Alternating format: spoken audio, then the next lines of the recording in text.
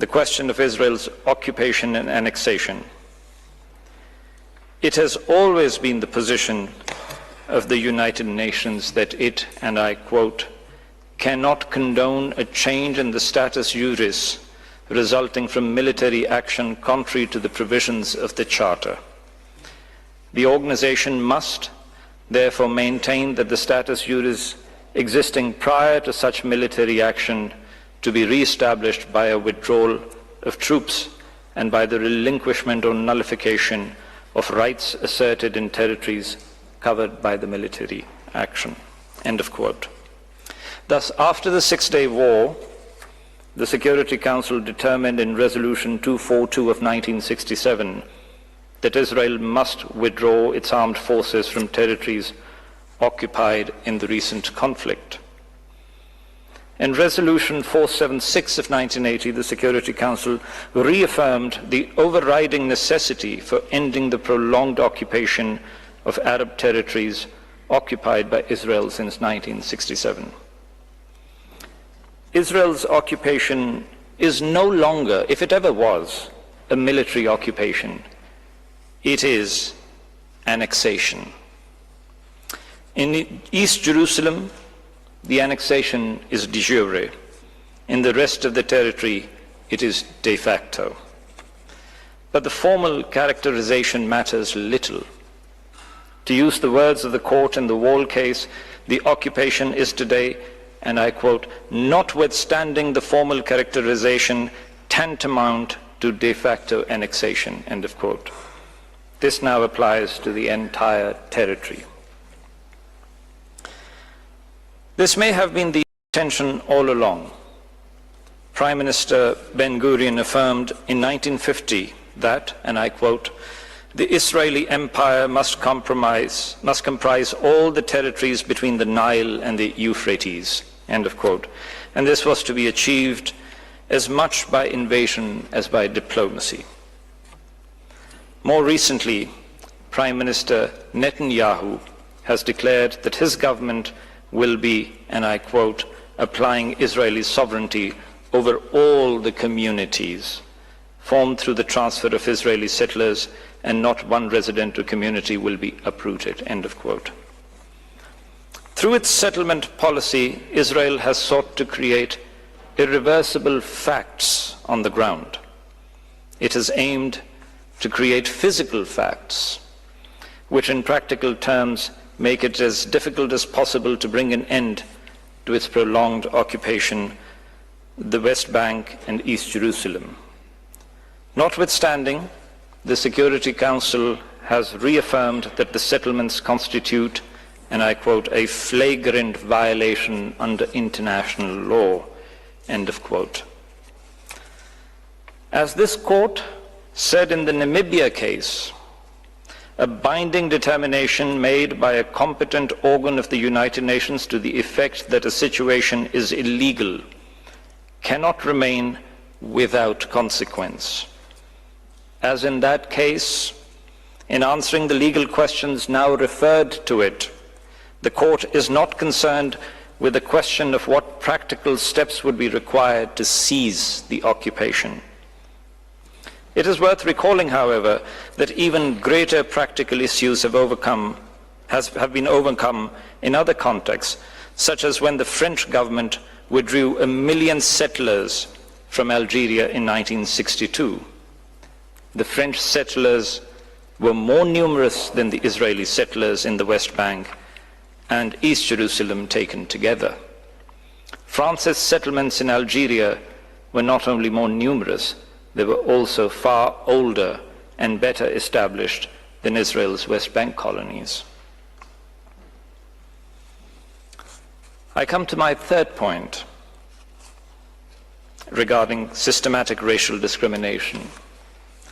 Israel's policies and practices amount to systematic racial discrimination and apartheid.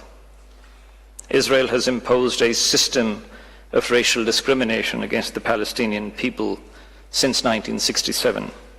It is a system that distinguishes deliberately and systematically along ethnic and religious lines between the Palestinian population and Jewish Israeli settlers illegally transferred into the territory.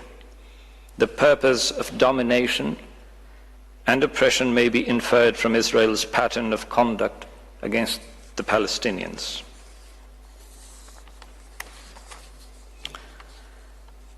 I turn to my fourth point, Jerusalem and its holy places. The holy city of Jerusalem is unique in that it is sacred to all three Abrahamic religions. Under the historic status quo, it is the right of Christian, Jewish, and Muslim communities freely to access and worship at their holy places in the city. Ottoman decrees set out these rights in the 19th century. The regime was later confirmed in multilateral and bilateral instruments. The historic status quo has today developed into a so-called objective regime, which captures the point that it is characterized by a permanence which the instruments that established it do not themselves necessarily enjoy. Every state interested, therefore, has the right to insist upon compliance with this regime. Under Israel's prolonged occupation, Christians have not been free to access or worship in the Church of the Holy Sepulchre, and Muslims have not been free to access or worship at Haram al-Sharif and in the Al-Aqsa Mosque, to name only some prominent sites. The rights under the historic status quo must immediately be restored. This issue is of great importance to Pakistan, which is home to the second largest Muslim population in the world. And now I come to my final point of the first part of my statement. Pakistan believes that the two-state solution must be the basis for peace.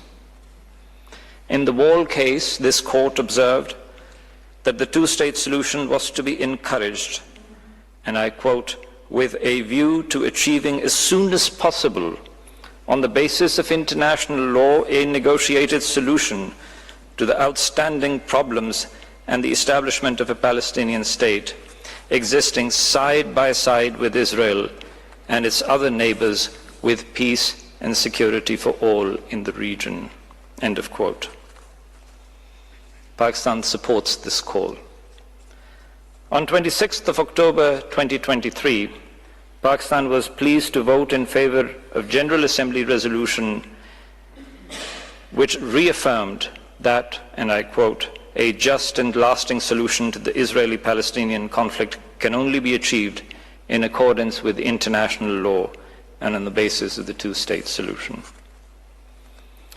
2 months later, on 22nd of December 2023, the Security Council reiterated its unwavering commitment to the vision of the two states, consistent with international law and relevant UN resolutions.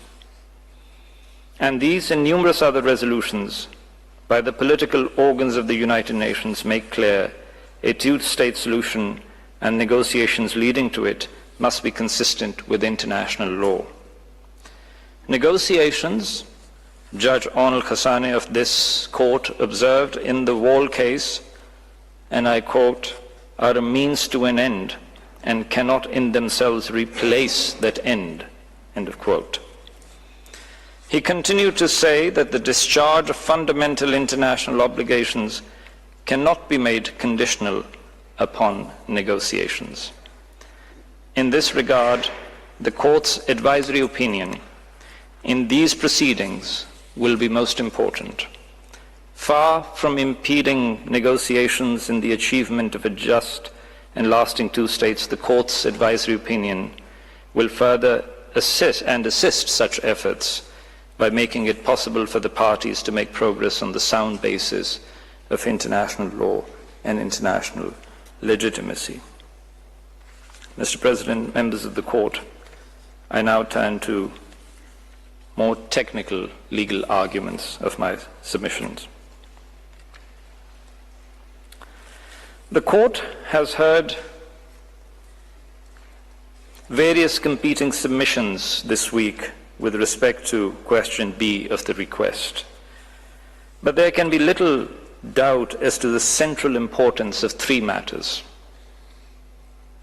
First, the role of the rules on the use of force in governing the unlawfulness. आलमी अदालत में Israel के हाथों फलस्तीनियों की नस्लकुशी का case समात है और उसकी समात का सिलसिला जारी था, जिसका कुछ हिस्सा आपने मुलाहिजा किया। इसी के साथ डॉन न्यूज़ से इतना ही। एक ब्रेक के बाद हाजिर होंगे न्यूज़ हेडलाइंस के साथ रहिए।